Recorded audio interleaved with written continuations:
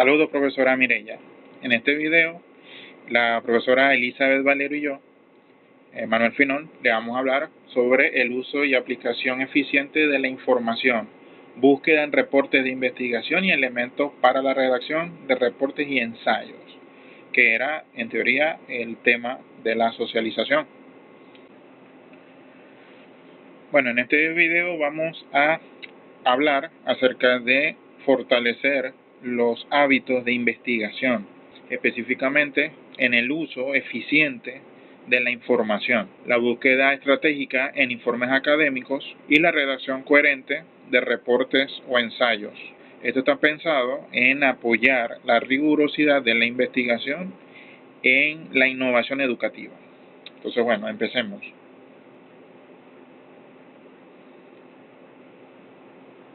Aquí tenemos un mapa mental donde tenemos como eje central de esta primera parte la gestión eficiente de la información en la investigación, donde tenemos o se dispersa o se abren varias ramas de este mapa mental.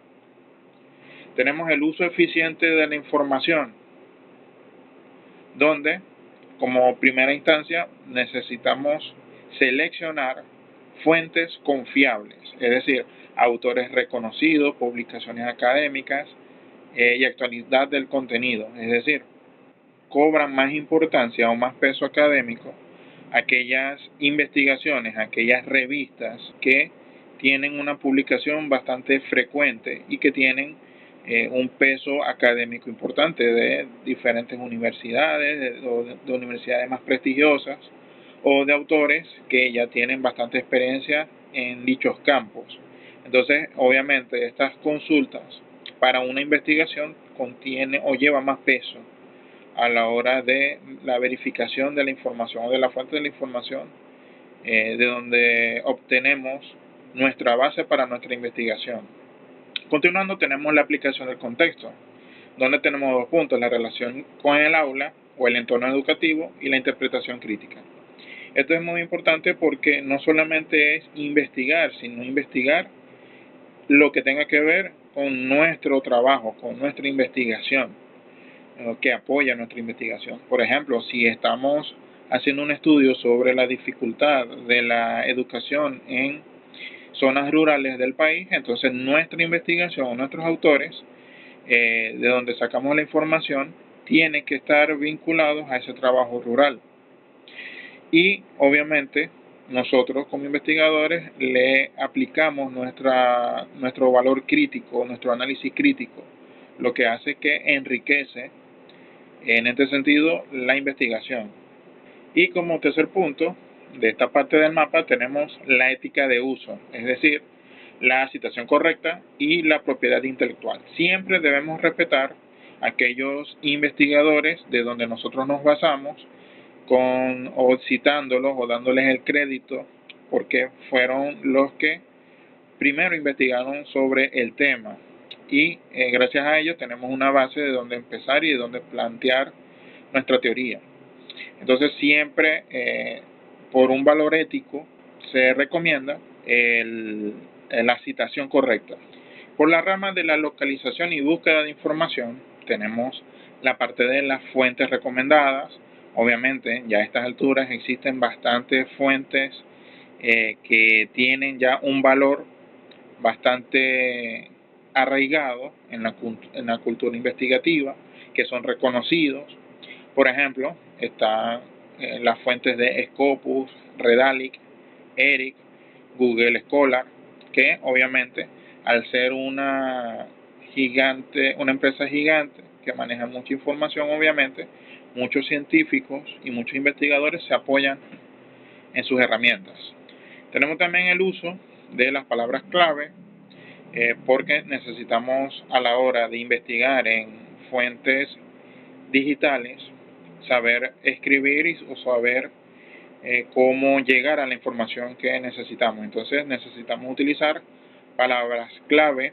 También podemos utilizar ciertos operadores relacionales como el AND, que nos ayuda a unir diferentes términos y hacer una búsqueda mucho más completa de la información que estamos necesitando. Luego que encontramos la información, tenemos la parte de la lectura crítica, donde tenemos que revisar obviamente cuál es el objetivo del estudio, cuál metodología se aplicó, cuáles fueron los resultados clave o los que nos interesan, cuáles conclusiones o recomendaciones hicieron en ese estudio, y de ahí obviamente podemos partir nosotros, podemos dar respuesta a algunas de esas recomendaciones que hacen allí. Pero es importante siempre, todo texto o toda fuente que vamos a consultar, hacer un análisis crítico con nuestro parecer y obviamente después comparándolo con lo que dice la fuente. Y ya para terminar esta parte, tenemos los gestores de citas, como se le llama, los cuales organizan las referencias bibliográficas y las citas obviamente, y facilitan el uso de las normas APA, lo que es muy importante. Para esto tenemos herramientas como Zotero, Mendeley y EndNote, que nos ayudan mucho en esta parte cuando estamos redactando nuestro producto científico. Y para continuar, sigue la profesora Elizabeth Valero con la segunda parte de la investigación. Muchas gracias. Muy buenas tardes, gracias profesor Manuel por su intervención. Ahora yo soy Elizabeth Valero y les voy a continuar explicando la segunda parte. Me corresponde explicar todo lo que son los elementos para la redacción de reportes y ensayos coherentes. Voy a explicar un mapa mental donde están resumidos todos ellos de manera detallada. Por lo menos, en la parte de los elementos tenemos varios, como lo son la introducción, el desarrollo, la conclusión, entre otros compuestos que están en un proyecto de investigación. Ahora vamos a explicarlos cada uno de ellos. Por lo menos la parte de la introducción abarca lo que es el tema en sí, sus posibles antecedentes, el objetivo y la justificación. O sea, es como atrapar al lector para que cuando lea la introducción sepa de qué trata el tema en sí, para que sepa que si su contenido le va a ser útil para su investigación o simplemente le va a aportar lo que necesita. Es muy importante la introducción bien redactada por eso. El desarrollo más que todo trata sobre los argumentos, los datos y análisis que se presentan en la investigación, como la recolección de los mismos, sus posteriores análisis si son cualitativos o cuantitativos, o sea, toda esa parte. Y también las teorías de respaldo. Toda investigación tiene que tener teorías de respaldo porque que la sustenten metodológicamente, porque si no carecería como de objetividad, sería algo como que no da confianza. Por eso es muy importante tener buenas bases teóricas y autores actualizados. Las conclusiones en las que tenemos la síntesis, las propuestas y los cierres reflexivos, o sea, hacemos un análisis de lo que fue nuestra investigación, vemos qué aporte nos dio en cuanto a los conocimientos adquiridos y sintetizamos lo que es la parte de todo el contenido como tal. Muy bien, ahora como segunda parte tenemos el estilo académico. Cómo redactar, cómo se debe redactar y cómo deben estar escritos los ensayos y los reportes. Bueno, primero que nada tenemos que tener un lenguaje formal, con precisión y claridad, evitar coloquialismos porque estamos hablando de cosas científicas que tienen que tener muy buena redacción y lenguaje. Se debe estar redactado en tercera persona, no debe ser impersonal, con impersonalidad y objetividad. Hay que utilizar conectores, los conectores, por ejemplo, por lo tanto, sin embargo, en consecuencia, y hay muchísimos. Debemos aprender a cómo utilizarlos. A veces tenemos que conectar párrafo o un mismo párrafo con un punto y seguido. Por ejemplo, podemos decir además, asimismo, en consecuencia, o sea, tenemos que saber en qué momento utilizar los conectores, tanto en párrafos internos como entre párrafos. Como otro de los elementos tenemos las citas y referencias. Las citas y referencias también son muy importantes porque es la que le da al lector como la seguridad de dónde se extrajo la información, si son fuentes confiables, si el contenido puede ser avalado, puede tener consistencia, y sobre todo también es muy importante cuidar las reglas que se utilizan para hacer toda esta referencia, como lo son el estilo APA, las normas APA, que donde tenemos cómo se citan los textos, cómo se citan los autores, la bibliografía, cómo se cita si son referencias en línea, si son un autor o varios autores. Bueno, todo esto se tiene que tomar en cuenta a la hora de hacer una citación. Además, allá se pueden utilizar el apoyo de algunos gestores para ello, como lo son Zotero, Mendeley, EndNote, entre otros. O sea, hay muchos y no se puede más o menos guiar por muchos de ellos. Otra de los elementos a tomar en cuenta y muy importante es la revisión final. Después que tenemos listo nuestro ensayo, nuestro reporte o nuestro informe, nuestro trabajo de investigación, cualquiera que sea que hayamos hecho, es muy importante que lo sometamos a una revisión antes de publicarlo o dárselo a las personas interesadas. ¿Cómo lo hacemos? Bueno, tenemos que revisar la ortografía y la gramática. Es muy, muy importante.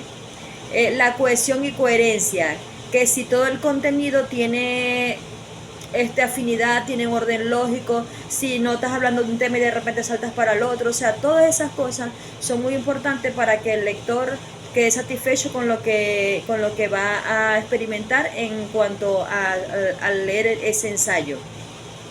Y también se utilizan herramientas que sirven para ello, como lo son Grammarly, revisión entre pares, entre otros. O sea, hay muchos métodos que se pueden utilizar y esos son unos de los más recomendados.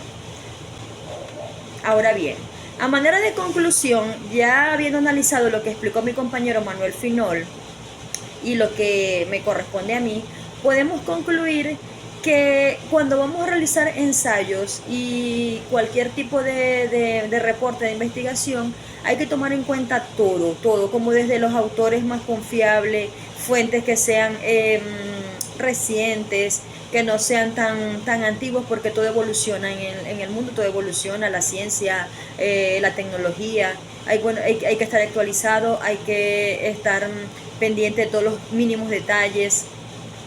Hay que tomar en cuenta las reglas de publicación como las normas APA y la revisión, sobre todo también la revisión de que todo lo que hayamos hecho sea coherente, sea preciso, que tenga objetividad, que tenga un orden lógico, porque si nada hacemos con tener un contenido excelente, con mucho material, pero cuando lo vayamos a redactar hacemos un completo desastre.